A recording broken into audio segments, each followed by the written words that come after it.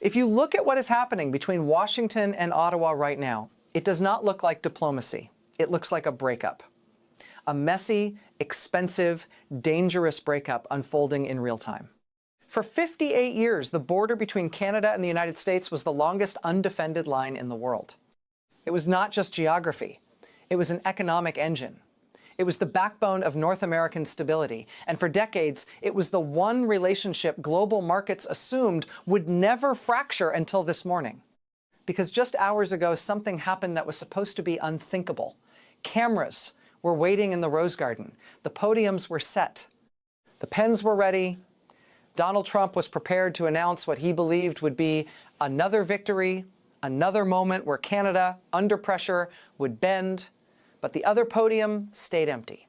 Mark Carney didn't show up. He didn't sign the paper. He didn't offer a counter-proposal. He didn't play the game. Instead, he boarded a plane, flew back to Ottawa, and issued a statement that may change the price of the car in your driveway, the food in your fridge, and the future of millions of jobs across the continent. Trump thought he had Canada cornered. He thought he had all the leverage. Carney didn't blink. And now the consequences are spreading faster than anyone in the White House can contain. This wasn't some minor dispute over dairy quotas or lumber shipments. This was the 9-year mandatory review of the USMCA, the massive trade agreement that replaced NAFTA and governs roughly $683 billion in annual trade flows. It keeps auto plants running in Michigan and Ontario. It keeps energy moving into New York. It keeps grocery shelves stocked in California. Economists believe the review would be routine because the integration is too deep to unravel. They were wrong.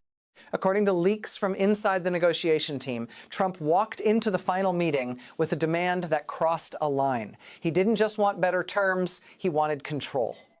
A sunset clause that would allow the United States to cancel the deal unilaterally every single year.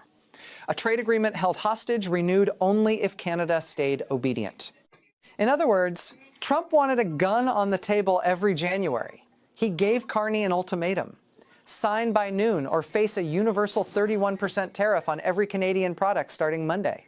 Trump treats nations like contractors, alliances like real estate deals. Someone wins, someone loses, someone submits. But Mark Carney isn't a contractor. He's a central banker, a strategist. A man who spent decades in rooms where power is measured not in slogans, but in capital flows, supply chains, and leverage. And Carney understands something Trump forgot. You cannot bully the country that supplies your energy, builds your industrial inputs, and sits at the center of your manufacturing ecosystem. Carney's response wasn't a tweet, it wasn't a tantrum, it was silence. He packed his delegation, he left the White House, and at 9 p.m., Ottawa sent a simple notification to the U.S. State Department. Canada is formally withdrawing from the review process. The deal is not renewed. The framework that held North America together is collapsing in real time. And the shock you're seeing on television is the sound of Washington realizing they pushed too hard and the one ally they rely on most just walked away. Some viewers may think this is politics, they'll patch it up next week, but look at the evidence. This isn't posturing, this is rupture. 3 receipts make that clear. First, the leaked red line memo Trump's team slid across the table, dated just 6 days ago. It demanded total access to Canada's Arctic waters, dismantling dairy supply management within 54 days, and threatened Section 232 national security actions against Canadian aluminum if Ottawa refused. This wasn't negotiation, it was surrender terms. Second, the markets. Normally, when trade tensions spike, the Canadian dollar drops. Investors flee into the US dollar. But today, the opposite happened. The Canadian dollar ticked upward. Why? Because investors are betting against Trump. They see Carney's move as strength. They know Canada has spent the last 5 years securing critical mineral deals with Germany, Japan, and South Korea. Markets are signaling that Canada has options, and the United States is becoming the unstable partner. When Wall Street trusts Ottawa more than Washington, the world has flipped upside down. Third, the border. Reports are already emerging from the Ambassador Bridge, the busiest trade crossing in North America. Trucks slowing, inspections intensifying, cargo delays. That is code for pressure. Trump is squeezing the border immediately, trying to force Canada back to the table. But Canada isn't scrambling. They are diverting. Rail shipments through Vancouver and Montreal are being prioritized toward Europe and Asia. Ports are shifting flows. This looks less like panic and more like preparation. While Trump tries to close the door, Carney is opening windows to the rest of the world. And that is what should terrify Washington. Because if Canada has a plan B, then Trump never had the leverage he thought he did. So why is this happening?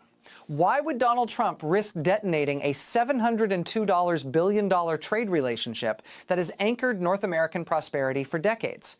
It comes down to control. Trump operates on a simple model, one that belongs to an older era. He believes that because the United States economy is larger, the United States always wins. He believes pain only flows in one direction. If he puts tariffs on you, you suffer, and he collects the victory. But the world has changed since 2016, and Trump hasn't caught up. Because modern trade is not a scoreboard. It is a machine. A supply chain web so dense that if you pull one thread, you don't just hurt your opponent, you strangle yourself. Take the auto industry. A single car part crosses the US-Canada border 8 times before the final vehicle rolls off the line. 8 times.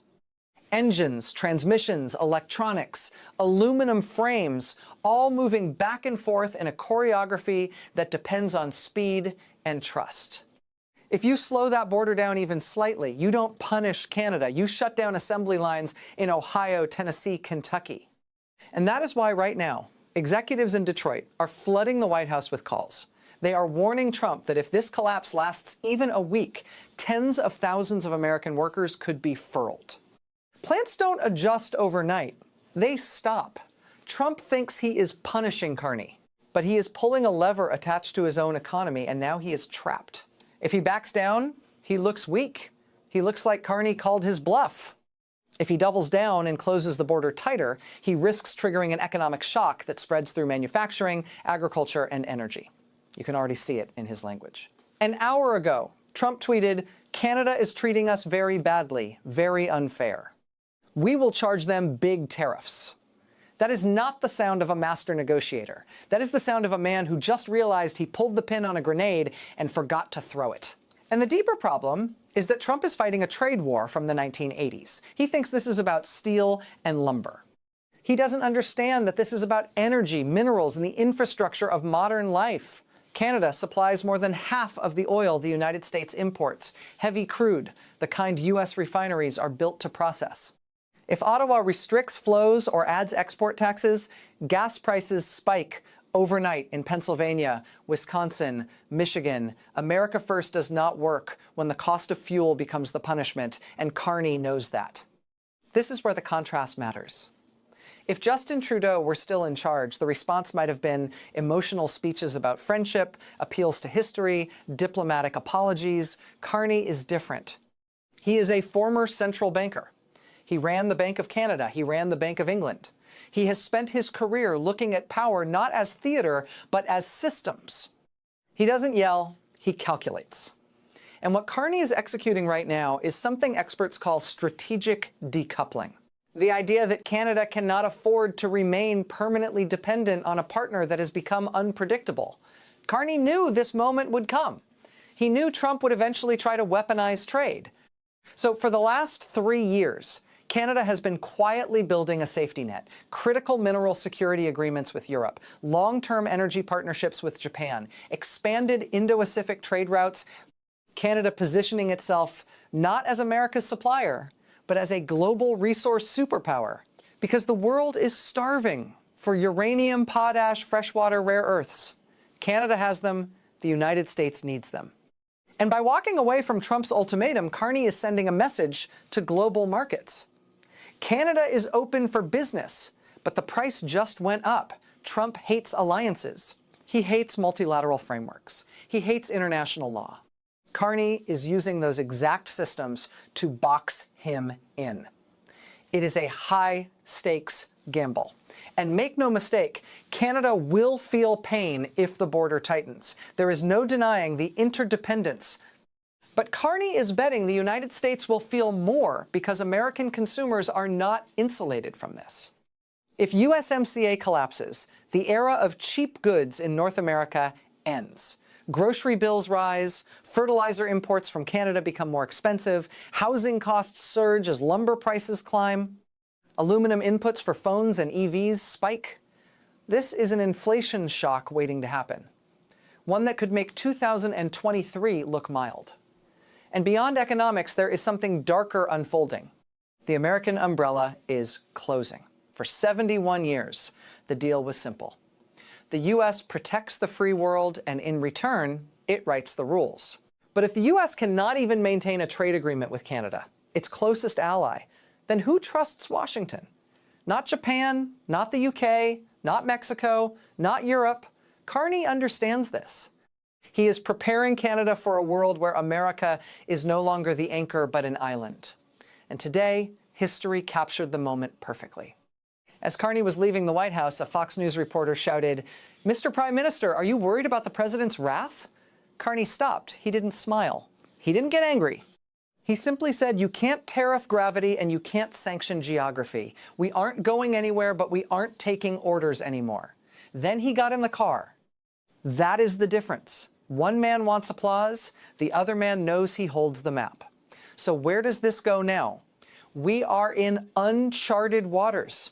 And the next 44 hours may determine the economic future of this continent for the next 17 years.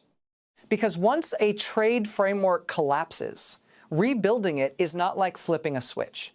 Trust is not a tariff you can remove with a signature. It is a foundation, and that foundation is cracking.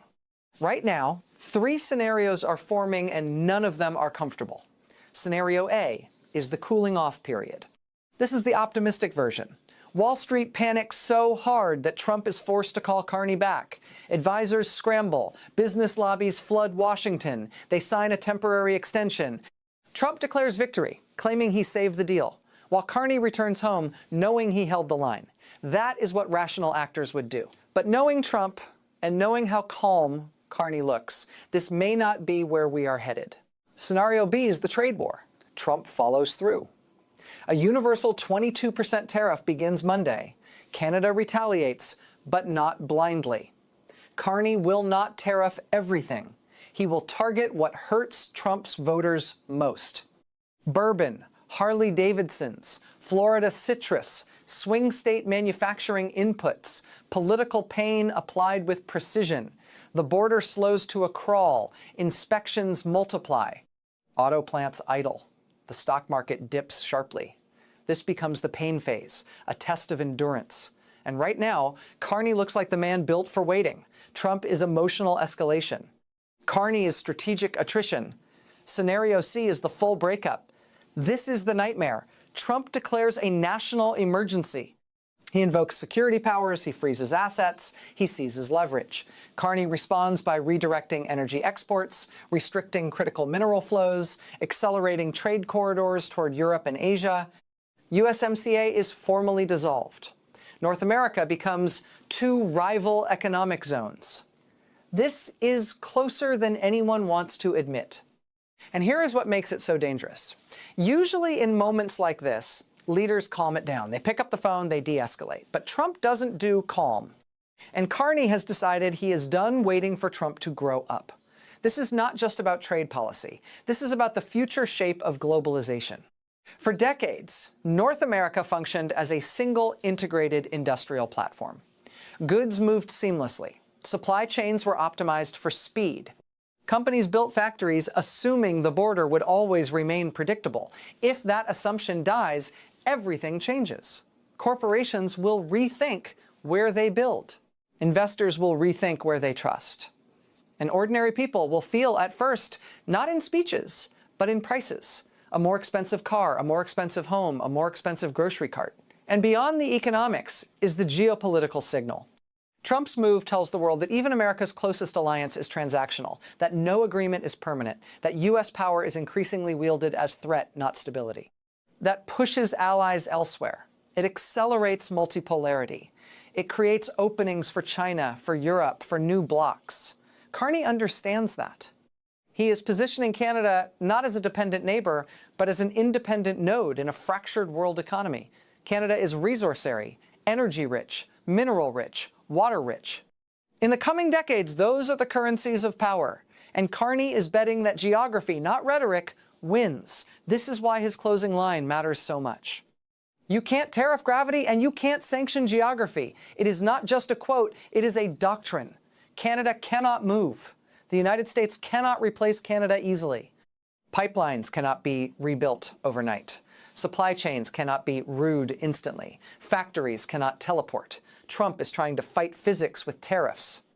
Carney is fighting with reality, and now the continent is holding its breath because this is a poker game with the highest stakes imaginable. Trump went Allen on a bluff. Carney called it, and now we are all waiting to see the cards. The next market open will be chaos. The next political statement could decide whether this becomes a temporary crisis or the end of an era. So the real question is not just whether Mark Carney is protecting Canada or whether Trump is overplaying his hand. The real question is whether North America is about to enter a new age, one defined not by partnership, but by rivalry. History is moving fast, and this may be the week the old North American order finally breaks. Share, and help this message reach others. We will forever be Canadians, and as Canadians, we will forever stand together and defend our sovereignty.